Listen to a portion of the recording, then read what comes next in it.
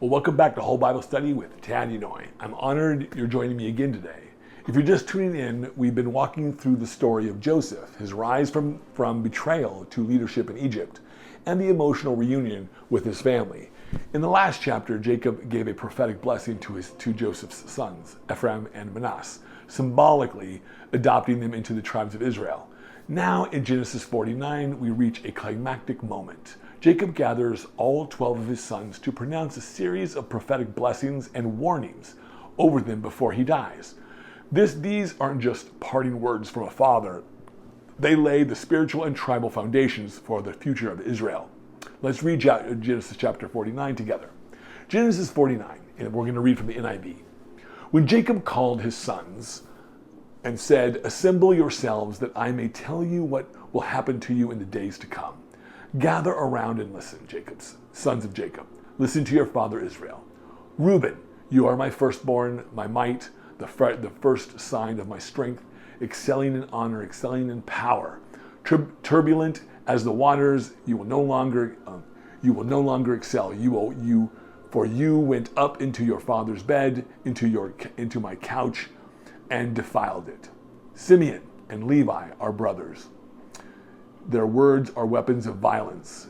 Let me not enter their council. Let me not join their assembly, for they have killed men in their anger and hamstrung oxen as they pleased. Cursed be their anger, so fierce, and their fury so cruel. I will scatter them in Jacob and disperse them in Israel. Judah, your fathers will praise you. Your hand will be on the neck of your enemies. Your father's sons will bow down to you. You are a lion's cub, Judah. You return from the prey, my son. Like a lion he crouches and lies down, like a lioness who dares to rouse him. The scepter will not depart from Judah, nor the ruler's staff from between his feet, until he to whom it belongs shall come, and the obedience of the nations shall be his. He will tether his donkey to a vine, his colt to the choicest branch. He will wash his garments in wine, his robes in the blood of grapes. His eyes will be darker than wine, his teeth whiter than milk. Zebulun will live by the seashore and become a haven for ships. His border will extend toward Sidon.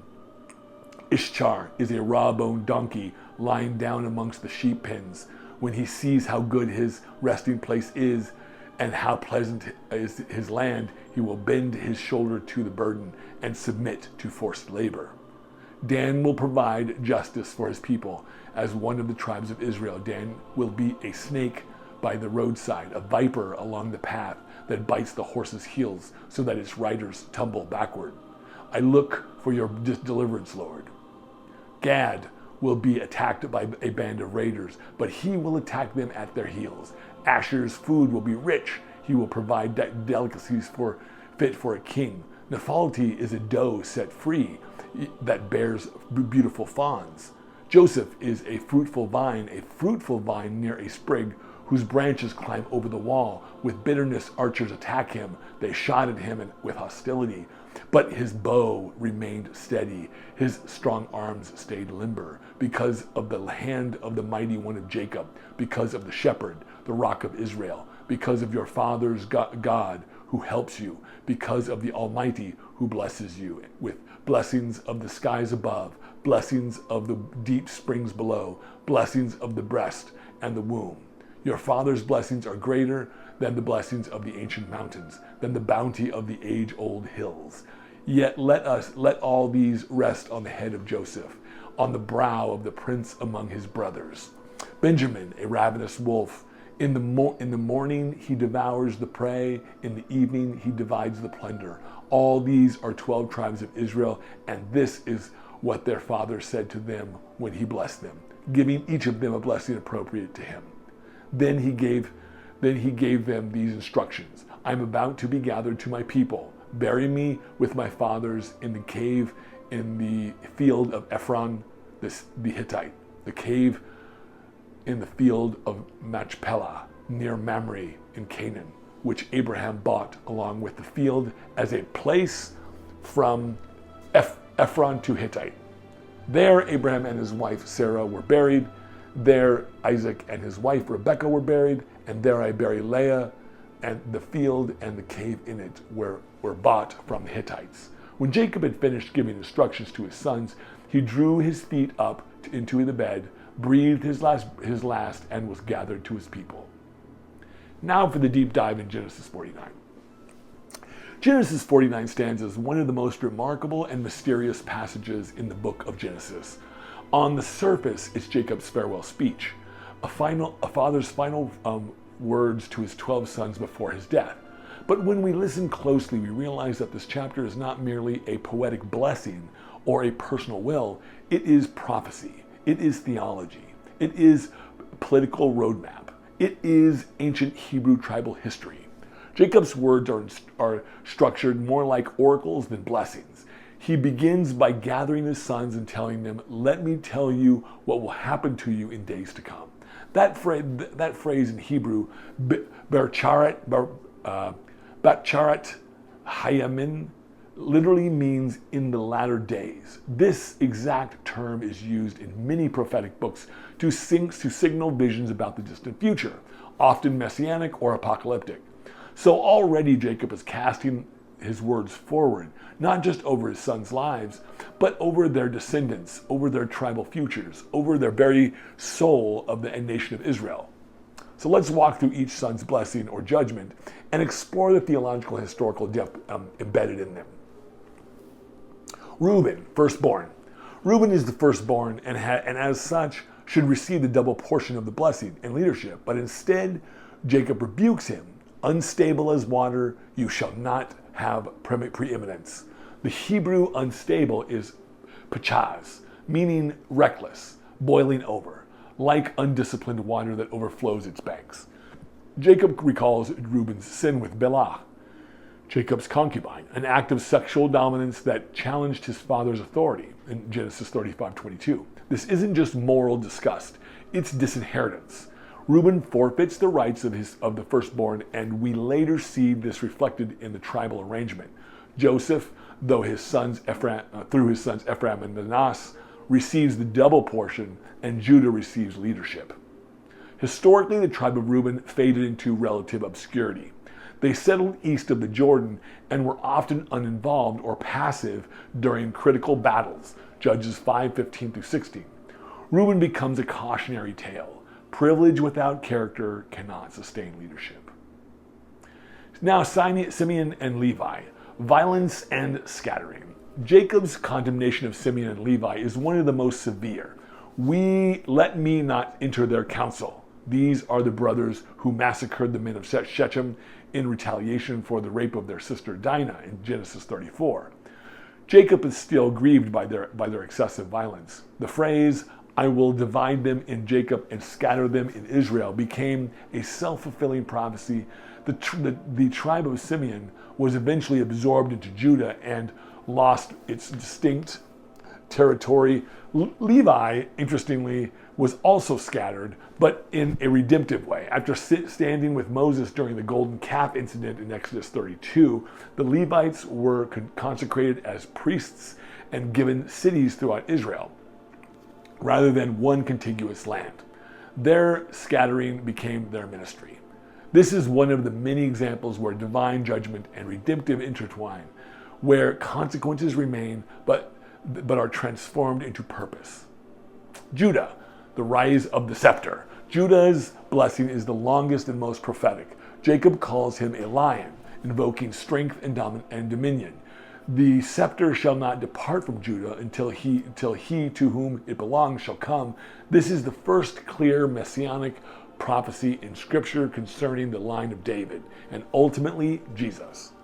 The Hebrew here, until Shiloh comes, has been debated. Some scholars see Shiloh as a name for the Messiah. Others translate the phrase as until tribute comes to him, suggesting rule and obedience. Either way, the picture is of eternal kingship rooted in Judah. Jesus in the gospel genealogies. Jesus in the gospel genealogies is from the line of Judah. Revelation 5:5 calls him the Lion of the tribe of Judah. Jacob's blessing is not just future looking, it is eternal in scope. Historically, The tribe of Judah became the dominant tribe in southern Israel, home of Jerusalem and to the Davidic monarchy. The blessing of Judah anchors the hope of Israel's future. Zebulun and Issachar, Zebulun is told he shall dwell at the seashore. Although their actual tribal allotment in Joshua doesn't border the sea, this may reflect trade routes or maritime commerce through Phoenicia or Sidon. Zebulun's role seems economic, perhaps as a buffer or commercial hub between Israel and its neighbors. Issachar, described as a strong donkey, is a more complex image. The Hebrew word for donkey here, chamor garem, implies endurance, but also submission. The text says Issachar bends his shoulder to the bear and submits to forced labor. Some interpret this as a tribe that preferred peace and prosperity over independence, willing to trade freedom for ease. These portrayals show that not all tribes would lead or fight. Some would support the structure of Israel through commerce and labor. Now Dan is promised that he will provide justice for his people, which plays on the theme Dan meaning judge. Yet the metaphor shifts. Dan is called as a serpent in the path, a viper that bites the horse's heels. This is not a flattering picture. There's a duality here. Dan's potential for justice is undercut by deceptive methods. Historically, Dan has introduced idolatry into Israel in Judges 18. Some early Christians interpreters link Dan with the Antichrist, a tradition born from ambivalence. This sudden outcry in verse 18, "I wait for your salvation, O Lord," breaks the pattern. It's the only time God is directly addressed in this chapter. Many scholars think Jacob, overwhelmed by Dan's dark potential, breaks into prayer, yearning for redemption amid a moral decay. Now Gad, Asher, Naphtali, short but strategic. These three sons receive brief blessings that reflect their regional roles. Gad is portrayed as a warrior tribe, often attacked but ultimately prevailing. This aligns with their placement east of the Jordan, a frontier region vulnerable to raids. Asher is associated with rich food, delicacies, and possibly indicating fertile land near Phoenician borders. Naphtali is a doe set free, producing beautiful words or beautiful fawns, depending on the translation. Early Jewish tradition linked Naphtali with poetry and agility. The region later included Galilee, where Jesus spent much of his ministry. And Joseph, the overwhelming blessing. Joseph's blessing is poetic and abundant. Jacob describes him as a fruitful vine by a spring, a symbol of resilience and prosperity. His limbs stretch over the wall, indicating influence beyond borders. Jacob acknowledges Joseph's suffering. Archers bitterly attack him, but through divine strength, Joseph's arms remain agile. Jacob stacks divine titles in his praise: Mighty One of Jacob, Shepherd, Stone of Israel, God of your father, Shaddai, El Almighty. This piling up of names emphasizes covenantal continuity. Joseph didn't just succeed, he was upheld by God at every turn. The blessing ends with imagery of mountains, wombs, skies, and deep springs, the cosmos of blessing poured out on Joseph. This mirrors the double portion given to his sons. The richness of this blessing reflects the centrality of Joseph's story in Genesis. And now Benjamin, fierce and final. Finally, Benjamin is linked to the ravenous wolf, devouring in the morning and dividing the spoil in the evening. This is a tribe of warriors, producing figures like Saul, Israel's first king, and the tribe's alignment with civil war during Judges 19 through 21. The imagery of a wolf is striking, suggesting ferocity, aggression, and survival instincts. It may also reflect the tribal edge of Benjamin's territory, which bordered enemies and required vigilance. So now for some theological framing. Jacob's words are not simply personal reflections. They are prophetic archetypes. He's shaping Israel's collective identity through metaphor, memory, and future casting. Each son receives a word uniquely tied to their character or legacy. Some are blessed, some are corrected, but none are ignored. This speaks to how God works. Not all roles are the same, not all paths are equal, but all are woven into a larger story. Importantly, the word blessing, barak, is used to describe what Jacob gives even to his sons he chastises. The Hebrew notion of blessing isn't just about favor, it's about truth spoken in covenantal love. And note this, the entire chapter closes by anchoring the family back in Canaan. Jacob's last request is to be buried in the cave of Machpelah, the burial ground of Abraham, Sarah, Isaac, Rebekah, and Leah. Even though they now dwell in Egypt, the heart of the covenant is still rooted in the promised land. And now for some final reflections. Genesis 49 is like standing in a cathedral of time. Each verse echoes with generations past and yet to come. What Jacob speaks over his sons becomes the architecture of Israel's tribal identity, and more than that, it becomes a picture of how God uses broken, complex people to build something eternal. What strikes me most is that even in rebuke, there is belonging. Reuben, Simeon, Levi, they fail, and yet they are still named, still woven into the story. None are erased. That reminds me of God's mercy. His purposes aren't derailed by our flaws. He speaks hard truths, but he never, but he never stops speaking to us. I'm also stirred by Judah's blessing, the promise of a scepter that will not depart. As a follower of Christ, I hear the thunder that promise fulfilled in Jesus. The Lion of Judah, the one whom obedience belongs, not just Israel, but all of nations. This chapter makes me want to lean in more, to listen to the voice of God, even when it's uncomfortable, because his words don't just tell us who we are, they're telling us who we're becoming.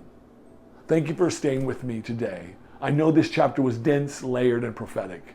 If something stood out to you, maybe a phrase, a tribe, a verse, I'd love for you to share it in the comments. Let's grow together as we listen to what God is saying, not just to ancient Israel, but to us through the story. God bless you, and I'll see you in tomorrow's chapter.